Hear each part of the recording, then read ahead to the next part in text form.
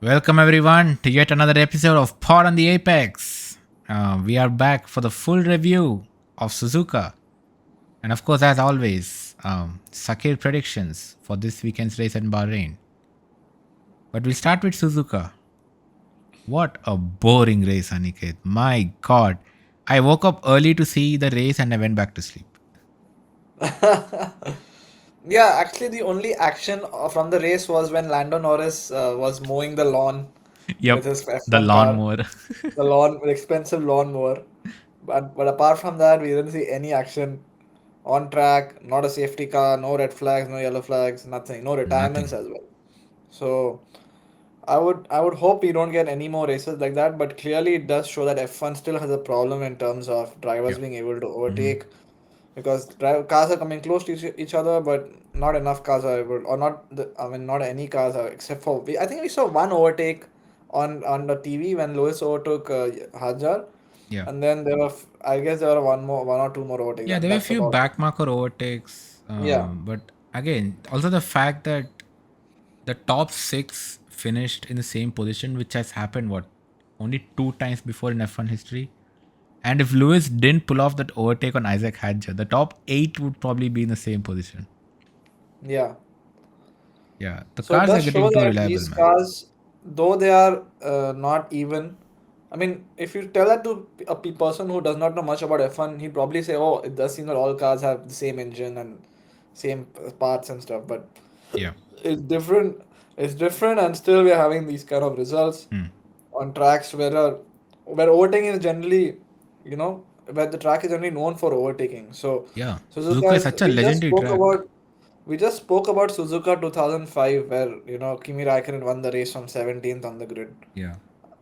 Obviously, the generation of cars were different, eras were different, but Suzuka has shown that there's been a history of overtaking on the track, Hmm. and here we have cars not being able to overtake. So that's the reason it turned out to be a snooze fest. And also, I would say McLaren botched it again because they could have easily had one of the drivers go on an alternate strategy rather than just pitting them around the same time Yeah. and doing what Max does. So that was a bit of a bummer. They could have probably had Lando probably go longer and done something different, so they could have had a chance. But they just did what Max did, and in the end, Oscar seemed faster, but they didn't allow him through naturally because of how early it was in the season, and they didn't want to enforce team orders this early on. Yeah. And then we just had status quo for the last 10 laps or so. Yeah. Yeah. I mean, like, man, if Kimi Antonelli can do 30 laps on a medium tire, pretty sure one of Lando or Oscar would have done that in a much better car, and also the McLaren being so much more friendlier on its tires. I don't know why, McLaren saw the need to even Yeah, do that. Like they're trying to cover off undercuts where by the point the leaders were pitting, you could already see that undercuts were not working in this race at all, right? It was whatever reasons, the weather, the track, or anything, the undercut was not working at all. So, and obviously McLaren knows all that. I mean, if Crofty can tell me that in a race, I'm pretty sure McLaren knows that before pitting. So yeah, like you said, it just looked like a very timid strategy from McLaren. Um, Honestly, Max had no business winning that race. If anyone is offended by that, I'm really sorry, but Max had no business winning that race. Um, like I'm pretty sure if Lando or Oscar went long and built up a gap in the front, they could have they could have won the race. Like you want to I become a agree. champion, you need to take some risks. Yeah. And Lando really never got close to Max in those last 10 laps. He Yeah. always kept getting close to DRS, but it was his teammate who had DRS over him. And unfortunately, Oscar couldn't get past Lando on the track. So ultimately, it just proved to be, nothing. So it just proved to be McLaren Red Bull cancelling out each other on the pit stops. And McLaren is continuing to miss these opportunities where they have two cars against one because Red Bull does not have a competitive second driver and they won't probably for a long time. Yeah. And they can easily take advantage of this, but they're not. They're just wasting the opportunities. Yeah. I mean, and if I was a McLaren fan, I'd be really frustrated with the team right now with just the lack of imagination and strategy and anything of that sort. Like, hey, McLaren, do you want to win or not? Exactly. And at this rate, we are probably seeing another championship for Max, unless McLaren, Yeah. shows their hand. Yep. Max is, after all the talk about, the Red Bull car being garbage, the McLaren being the best car in the field, and all of that, what do our standings say today? Max is 1 point behind Lando. 1 point. Incredible. It just shows how much Max is getting out of that car. It's just unreal. Like, if you look at the standings right now, Max Verstappen has 61 points. Oracle Red Bull Racing has 61 points. It's just him. It's just him. So yeah, I Yep. think Max is just showing, yeah, I mean, four-time champion and why he's considered to be one of the best. Um, did you see the interview where, I mean, obviously Yeah. journalists keep trying to get a rise out of drivers, but he asked Max some stupid question, and Max is like, "If I was in that car, you'd not have seen me at all. I would have driven off." I probably think so as well. We always keep saying, what if Lewis or Max were in that McLaren? Yeah, And actually, what if they were in that car? They would have just driven off I into the mean, sunset with nobody to catch them. we saw that in 2023 when Red Bull had a dominant car. Max won Yeah. 21 races out of 24 that season. And we saw in 2020 when Lewis had a dominant car. Exactly. Yeah, How many Lewis. races he won? I mean, he had a slow start, I think, but he came back and then pretty much won everything that was there. Yeah. Or even Michael in 2004 when they had a dominant Ferrari, he just won everything. He took his foot That's, off the gas, once the title was assured, and I think he kind of yeah. got bored and started messing around. But he made a case. I mean, same thing, right? Or I think even one of Vettel's seasons. Which one was it? Where he won pretty much every race there was. 2011. Yeah, I think 2011. Yeah. Hmm. So yeah, I mean, there's really no excuse for McLaren to be, this way. But Yeah. yeah, but Mostly the really, drivers are not able to convert that car into a pole position when they should have. And then they have opportunities on track in yeah, the pit stop and they don't take it. yeah, yeah, really frustrating to see McLaren, just throw it away like this. Like, yeah. But what do you think of Yuki Tsunoda's performance? P12. Yep, you spoke my mind. I think we were going to discuss about Yuki in brief. Yeah, he finished the race a minute behind Max. So basically he lost a second per lap almost. A little more than a second per lap. Yeah, again, not the most impressive of first races for Red Bull. Uh, a minute is, quite a long gap in Suzuka as well. So, I mean, that's almost like getting lapped. He probably another 3 4 laps he would have got lapped, I guess. No, I And think lap was 90 seconds. okay, Yeah. so then, I mean, thankfully he didn't get lapped because that would have been, I think, Isaac Haja in the car the next race then. So,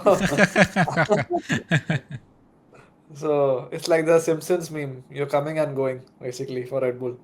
So, Telling you, uh, man, you can drive in Singapore for Red Bull. I know, I know. I'm getting ready. I have my Ferrari top on, but I've got one in the back for Red Bull just in case.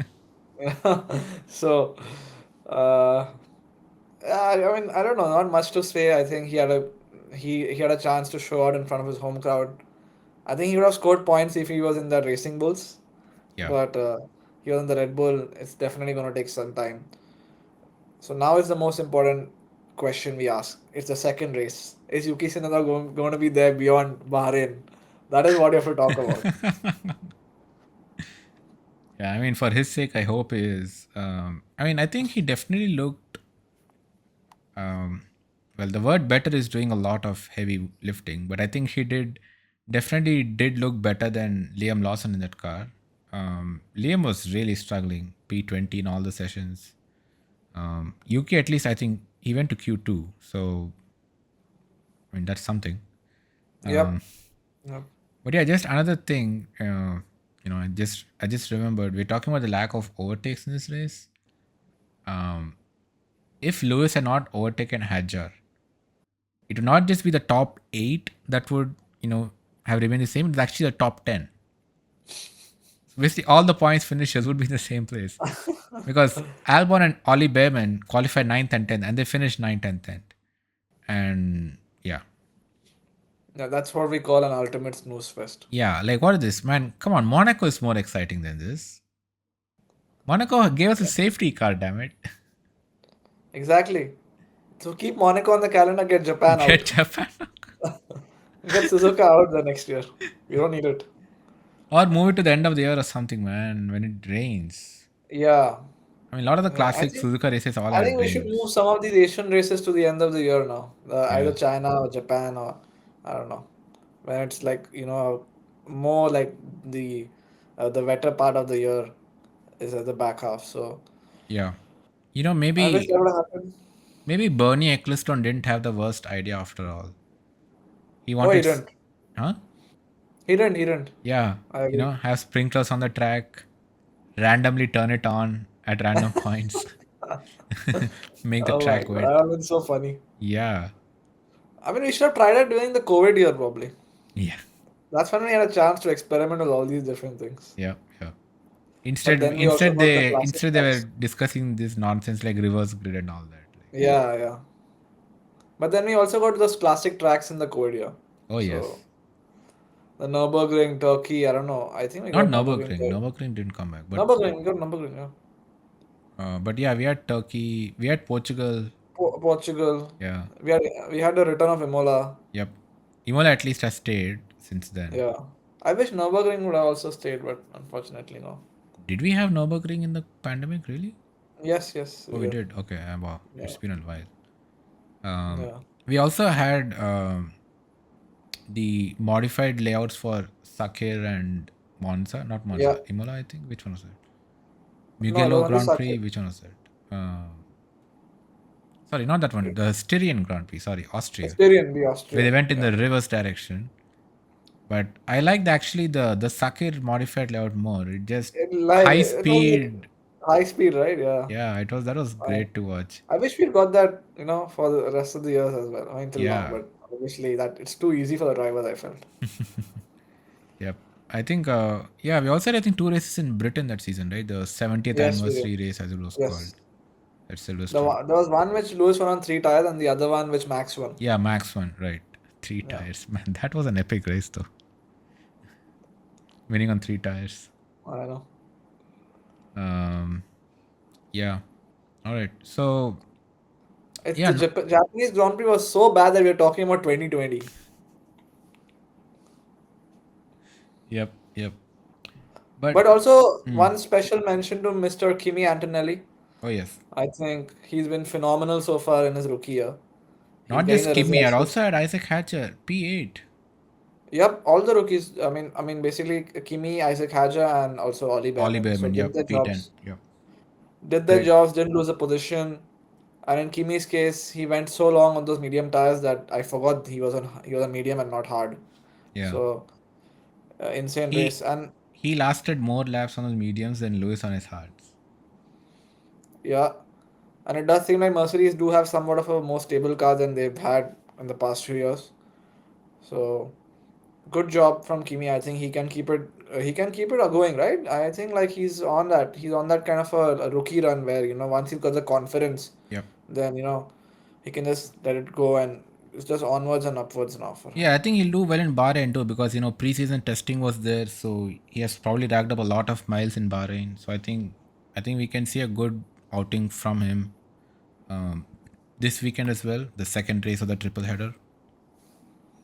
Yeah, And yeah, by the way, for all of you, um, stay subscribed to us, hit the bell, follow us on all social media platforms. We have a lot of content coming out. Just yesterday, some of you might have seen, we did a shot on Bahrain 2014, the Duel in the Desert, another very, very classic race. You should definitely watch that if you get a chance. One of the most legendary races in Bahrain ever. Yeah. definitely. And we also discussed if something like that could happen, it could be this year when we've got two cars, two very good drivers, and The two papaya teammates who are at party. it. But unfortunately, they they don't do the job. Unlike Lewis and Nico Rosberg that season. So we'll see. We'll see if we can have such a duel again. Yeah, yeah, If we can have, then I would say then Bahrain 2025 will compete with Bahrain 2014 as one of the best races ever. yeah, yeah. So we'll see if that happens. And I'm hoping for some exciting, sorry, I'm hoping for an exciting race in Bahrain as well this weekend. Bahrain has, yeah, I mean, it never rains in Bahrain, but we still got good races in Bahrain. 2022, when Charles and Max had that duel at the front. And then before that, what was it, 2020, 2021, when Charles, 2021 when Lewis and Max had it. yeah, yeah, Lewis and Max had that. And 2019 when Charles was leading Yeah, the that's the one entire I was race talking and then about. Yeah, he had the engine issue yeah, when he engine finished issue and third. he went off. Yeah. Yeah, great stuff at Bahrain. So hopefully we don't get a snooze fest this weekend. Because Bahrain is another track which is known for overtaking. Wide, wide, what's say, wide straights, Yeah, wide good flowing straights, corners. hairpins, Yeah. a lot of DRS zones. But yeah, I think before we go on to predictions, I think Aniket, what's happening at Ferrari? Um, this, yeah, really. I mean, what's happening at Ferrari, man? Like this was a team that over the winter had, like, I know Ferrari gets hyped every year just for Ferrari being Ferrari, but this winter was something else. Ferrari was hyped to the moon and back. I mean, of course, part of the reason was Lewis Hamilton um, joining the Racing Red team, but there was insane amounts of hype, from the factory, from the team, saying that this year is going to be great. We're going to compete. I mean, obviously Ferrari ended the year on a high as well, second in the constructors championship, very close to winning it, the constructors title last year. So Ferrari was on a real high throughout the winter break, and then the season starts, and suddenly we see, even in testing in Bahrain, Ferrari was looking decent. But then the season starts, and the team is nowhere. They're fourth in the standings at this point. And I think even if you be generous and add the fourth and seventh they got in, where was that? Shanghai. Um, Fourth and seventh. So how many points is that? Fourth is what? 12 Was like points. 10, 12 points. Seventh is what? 4 points? Oh no, 8 points, 6 points, 8 points. something. Like even Yeah. if you had be generous, add 20 points to Ferrari's total, they're still fourth, right? So yeah, what is happening to Ferrari? Like, what has happened? Like how have they so completely lost it with Uh, two good drivers as well?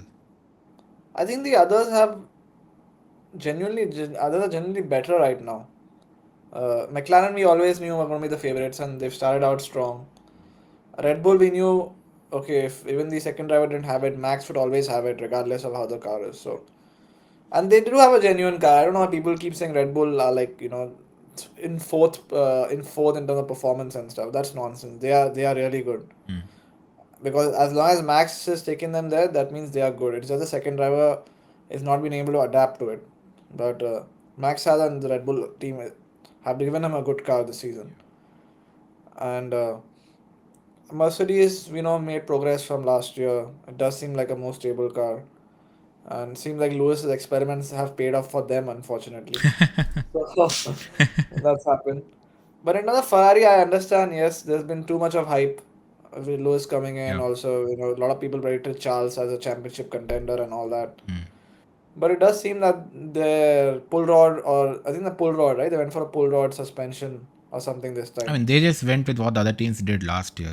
Ferrari was the odd one out last year, but they have just followed other teams this Yeah, year. so I don't know if that is working for them Hmm. right now or not, because it does seem that the floor has some certain issues that Lewis also kept kind of relating to, hinting at, and also they are getting a new floor in Bahrain, which is going to be a critical update according to Yeah. some reports. Mm-hmm.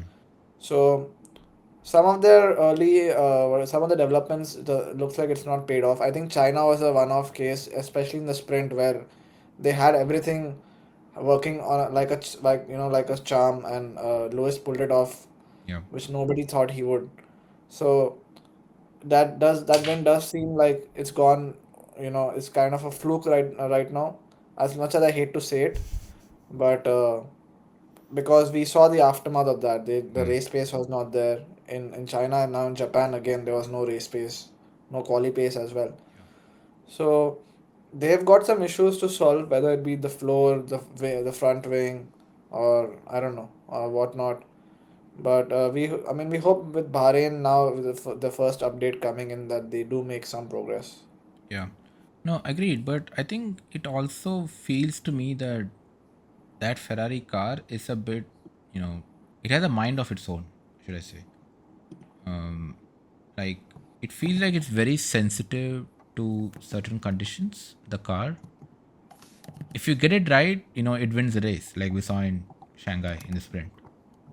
But if anything goes wrong, I think the It's car similar to the just, Mercedes from all these years, right? With such a sensitive car, yeah, and it only worked at certain races. I right. hope that's not the case, but it does seem like Yeah. I think there similar was pattern. one explanation theory pontification, whatever you call it, that the Ferrari is very, or at least more than other cars in the ground effect era, other teams rather, that they're more susceptible to ride height changes. And the thing is that, um, yeah, the theory goes that in Shanghai, they ran the car very low, and Lewis also likes the car low. And Ferrari also likes to be low, and they ran the car very low, and we just find the sprint. It's one third race distance, and it was good.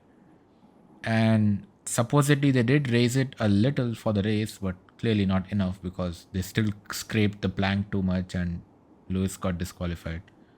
But and I think they also made some other changes to the wing and all that before the race. But they say that they raise the ride height for Suzuka because in Shanghai over a full race distance the car is too heavy and we're just eating up too much of the plank. It was fine the sprint because the sprint is a much shorter race with much lesser fuel loads. But so they had to raise the ride height in Suzuka while they figure out maybe the new flow they will get the performance back without losing it too much with ride height increases. But they say that in Suzuka they had to raise the height so that you don't get you don't run the risk of being disqualified again. But that basically killed the performance of the car. We saw the car was complete garbage. Yeah, Um, so yeah, and I think Melbourne, to be fair, was a big strategy blunder. I think the Ferrari could have finished much higher there. What were we there, sixth and seventh or something nonsense like that? yeah. Melbourne was again like I would think they just Yeah, missed eighth the and tenth. Yeah, I mean that was opportunity. just pure strategy I mean, blunder at they the end. missed it by a lap. I mean, I don't want to criticize them too much, but they didn't miss it. They unfortunately missed it by a lap, Yeah, yeah, and that's what cost them such a good result and put them at the back of the top 10.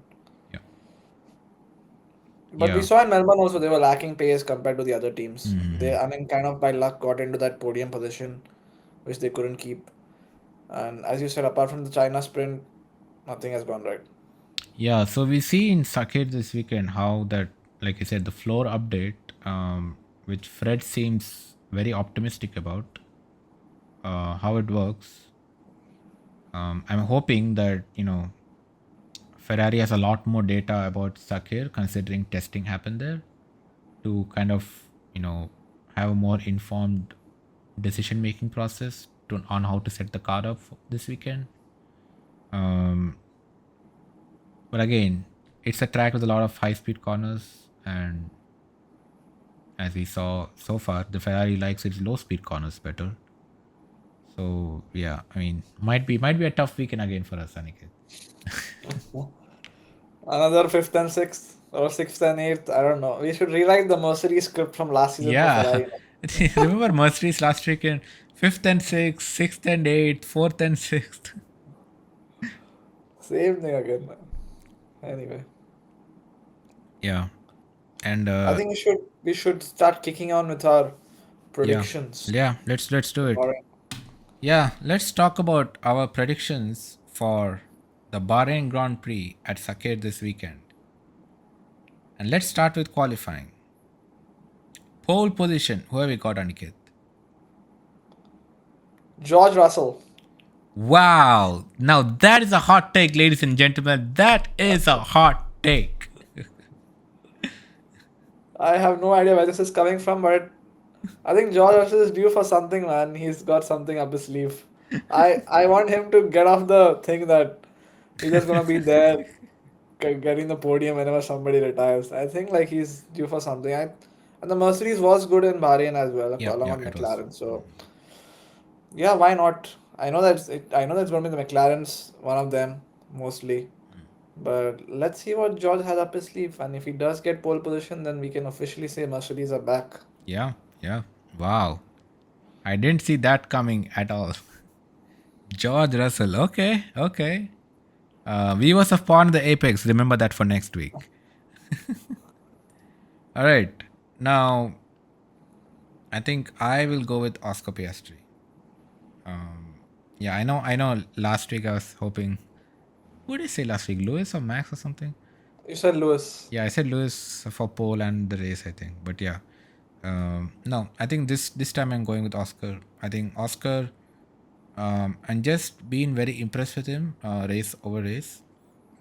Even at Suzuka last weekend, if he hadn't made a mistake in sector one, he was on track to get pole position by at least a couple of tenths, right? Yeah. Because I still remember, the last lap in qualifying, end of sector one, he is I think 2.5, 3 tenths slower than himself, because at that point he was still the fastest. He was on position pole when he finished sector one on his second lap.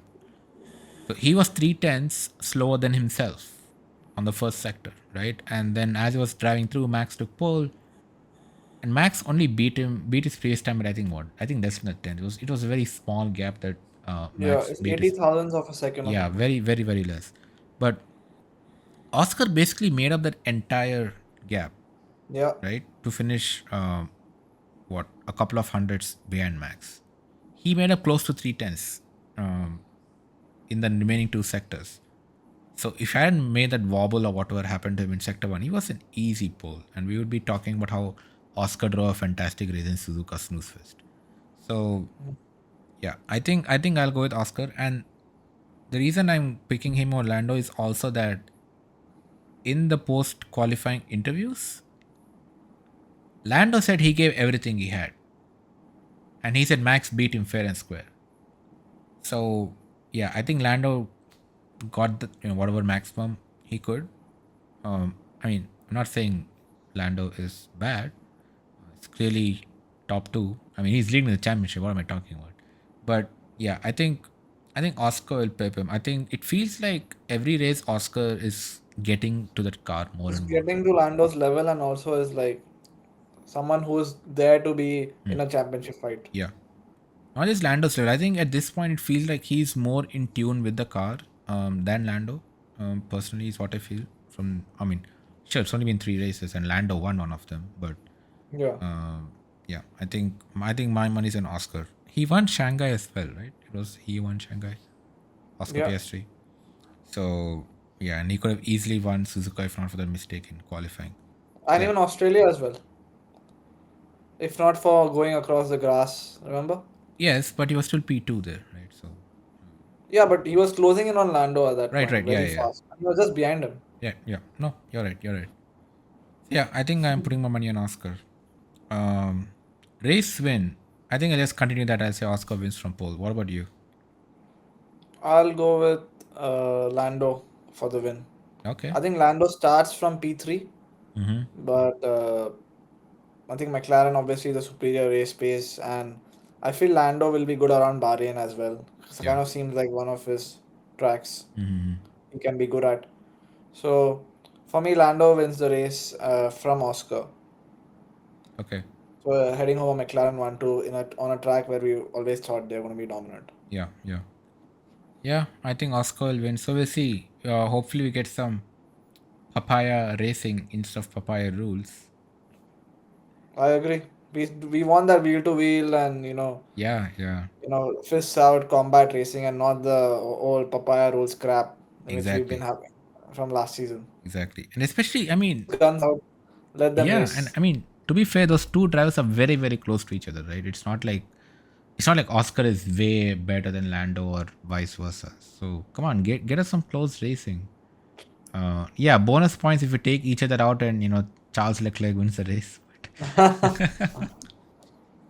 Oh, maybe that's how George Russell wins the race. He starts That's P1, he's always the goes man at the right time, yeah, right he's man, right moment, right place. what if he starts P1 like you said, on pole, but just drops down to P3 because the McLarens are just better.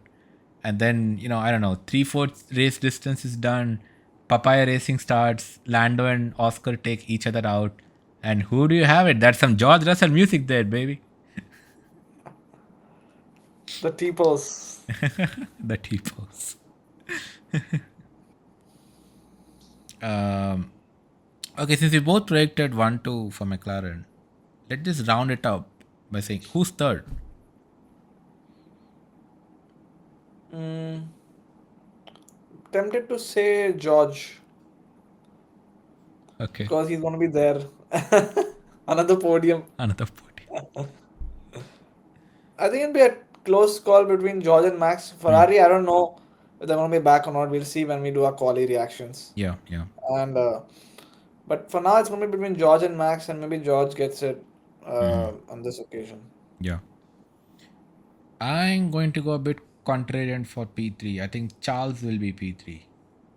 So you think the Ferraris will work well in Bahrain? Yeah, I think they were looking good from preseason testing there.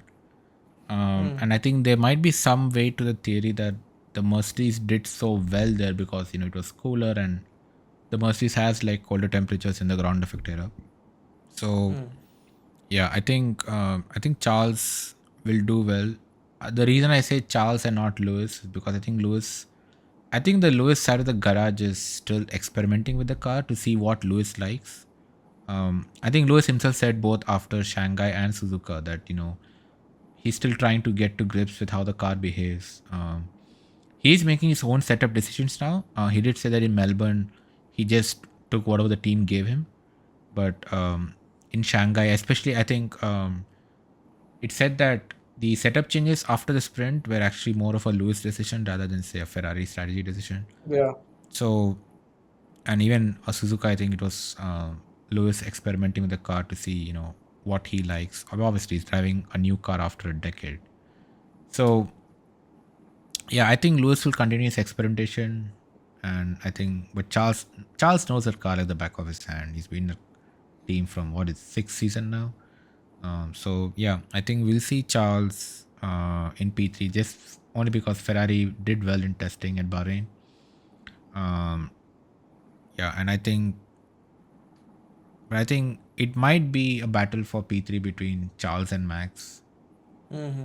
And obviously, never count that Dutch guy out. Yeah, for He might sure. even win it. I won't be. I won't. I won't. Okay, I Imagine won't we're be not even surprised if predicting he him. wins Bahrain as well. We none of us have him in the top three, but you never know. He's also gonna Yeah, like he's storm Mad Max for a the pole reason. position. Yeah. Okay, now before we go to rookie, who's your biggest bust for Bahrain? Uh, I would pick Carlos Sainz, man. He's not Carlos having a Sainz. good.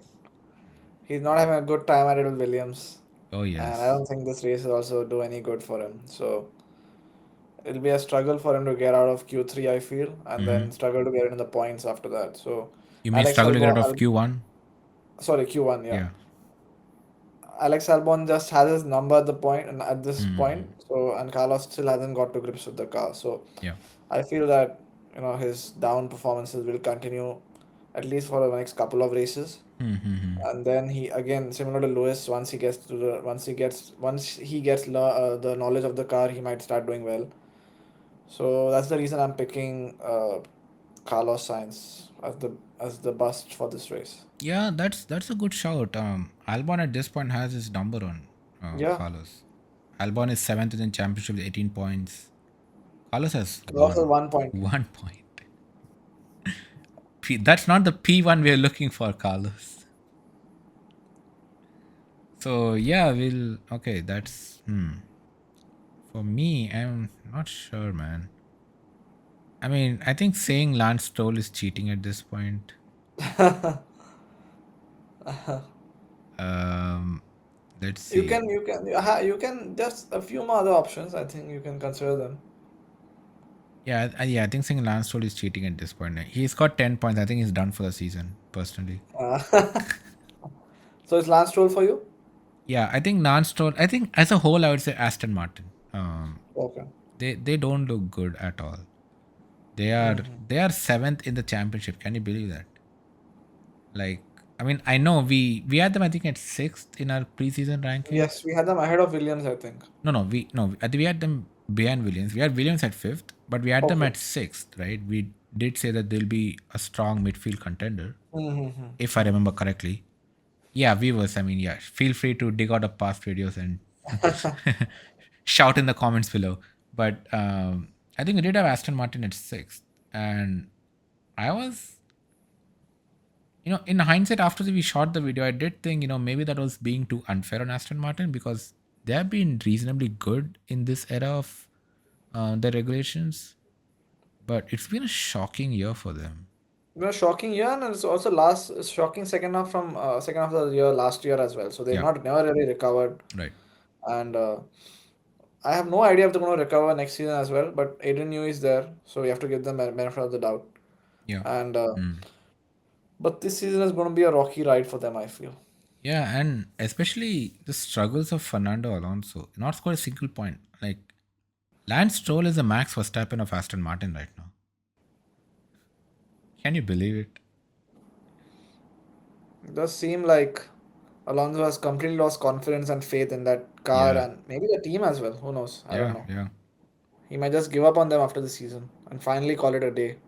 yeah. Yeah, it does feel like he's lost some pace too. I don't know, maybe He just does. that car is garbage and he's not Yeah. found the right setup. I mean, it's hard to say, right? Like, um, I mean, Alonso was very good last year. I mean, at least the first half. So, but yeah, I think I'll go with Aston Martin, the team, as Hmm. the bust this weekend. Now, let's do our last part of predictions. Who's going to be the most impressive rookie? I think we're Apart from seeing a Kimi pattern, Antonelli, right? because he has a great car, he's probably finishing P5 again. And he's doing well as well. Yeah, yeah.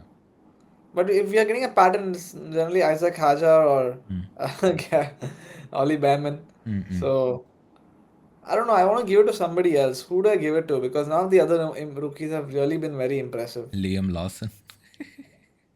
Yeah, I know because he switched teams already after 2 races, so I Yeah. wouldn't put him in that. So I don't know. Like say, I'll go with Jack Doohan. Maybe Jack Doohan gets us, Mm-hmm. gets a point or something, or finds at P12 or something like Yeah. that. So maybe Jack Doohan this race. But it's Yeah. hard to have anybody apart from Hajar Mm. or Oli Behrman right now. Yeah, I think Jack Doohan is also a decent shout. He at Shanghai he was P13, and Pierre Gasly was disqualified unfortunately. Yeah. But he was P13 in Shanghai, and in Suzuka he was P15. I mean, Gasly was P13, so it's not like he was too far off his teammate. I Yeah. think that Alpine is just pretty bad right now. But yeah, I think Jack Doohan is decent shot. But yeah, I think Hadjar or Behrman. Behrman is doing really good in that Haas, giving Yes. his teammate a run for his money. Speaking of Jack Doohan, we still don't know whether he's going to be in the seat after the next race because Franco Colapinto is still on the horizon. Yeah, So we were poor told Jack he'll Doohan, be. man. We were told he's getting 5 races, but in the 5 races, we don't know which position he has to finish in Yeah, every race. So we'll see what happens. I really feel bad for Jack Doohan. Uh, the man deserves better. The man got signed, and then Franco Colapinto is there, right there, Right and they there. picked him up as well. So You know, I, so I was, kind of wrapping up Drive to Survive, and I saw the ninth episode today, and that's the episode of Alpine and Haas. Their fight to become P6 last year. And towards the end of the episode, we see that part where Alpine fires Esteban a race early, right, and they get Jack Doohan Yeah. into the seat. So they show the interaction between Jack and Briatore, and my God, that was scary. Like if Flavio Briatore is talking that way to Jack Doohan on camera, can't imagine how he's scaring that lad off camera. My God, that was a real hard interaction to watch. Like imagine this is a guy who's 21. You're telling him, getting into F1, and I don't think I heard Briatore said congratulations or anything like that. He just starts scaring Jack Doohan right away that he needs to keep his performances up. So yeah, man. And this was before Like, Abu Dhabi, right? So it's there was no Colapita news at this point. yeah. That's like helmet Marco levels of Yeah, threatening someone. or Joss Verstappen. Yeah. So yeah, I really felt bad for Doohan after that. Yeah, we'll see how it is So who's your pick? for rookie. Yep. Yeah, I think I'll go with Isaac Hadger. Okay. Yeah, yeah, Safe option yeah. at Safe this option. point. Hadger, Behrman. I think Kimi, Hadger, and Behrman are like the um three rookies who are really impressing, right? Especially Isaac Hadger. Yep. This guy went toe to toe with Sonoda in the first two races, and now he was far ahead of Liam Lawson. And this is the first Yeah. time driving an F1 car. Just impressive from Isaac Hadger. Like for Ollie Behrman, you can say, oh, he drove a race for Ferrari last year. He drove a race or two for Haas last year. So, he had something. But Hadger, yeah, unbelievable. Unbelievable. I agree. And my final question is, does Yuki Tsunoda finish in the points? Nope. Oh man, poor Yuki. It's so hard, right? With all these rookies performing well. Yeah, yeah. Yeah. And if you have like the top four teams, they'll probably finish in those seven positions. And then just got three to play for. And Hajar, Albon, and Behrman all are doing well. What So about where you? does Do you Tsunoda think fit in there? Yuki finishes in the points? I think it gets closer than last time. Yeah. I mean, he was So P12 last time. So yeah, closer than but last time is what? P11? what was the gap to P10? I don't know what the gap Oh, was. the gap to I P10 am was 4 seconds. okay. So he's almost there. Yeah. So I think he could get a P10 this race and close the gap to Max as well. Maybe like say Hmm. 25, 30 seconds compared to 60 seconds last time Yeah. or a minute, whatever. So I think that would be the aim for Yuki as well to try to score points and be about within 10 to 15 seconds of Max. So Hmm. we'll see if that happens. Yeah. Yeah, we see. I think it's going to be tough for UK. I think the drivers ahead of him right now are doing really. Sorry, drivers ahead of him are doing really well. So I Yeah, think it's and yeah, I think he has to. Yeah, I think the reason I said no is it's a triple header. The races are coming thick and fast, right? Yuki probably needs some more time in the simulator to get used to that cranky old Red Bull that they have. So yeah, maybe uh, I think so. We have Bahrain, Saudi as a triple header, and then we have a 2 week break before Miami. yes. So I think I'm not saying he won't get in the points before Miami, but I think Miami is when I expect to see a strong showing, relatively from Yuki Tsunoda, because he'll have a break, some time to recharge. That's if he's there in the car, which we don't know is going to happen or not. We have to put that caveat. It's like it's always going to be there, unfortunately. Yeah, no, I agree. I agree.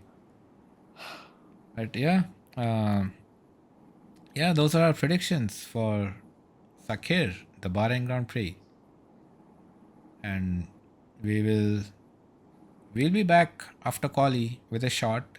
So make sure you subscribe to us, and we'll have our instant reactions on who did well in Quali, and then subsequently after the race too.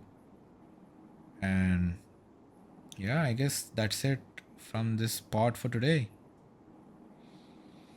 Yep. And if you're not subscribed, do subscribe. We are on all channels. I should say all platforms, on all the Yeah. streaming audio streaming channels as well. So listen to us on your travels, and if you have any questions, just leave it down there so we can answer them in the next show. Because we are Pod on the Apex, and we will see you very shortly.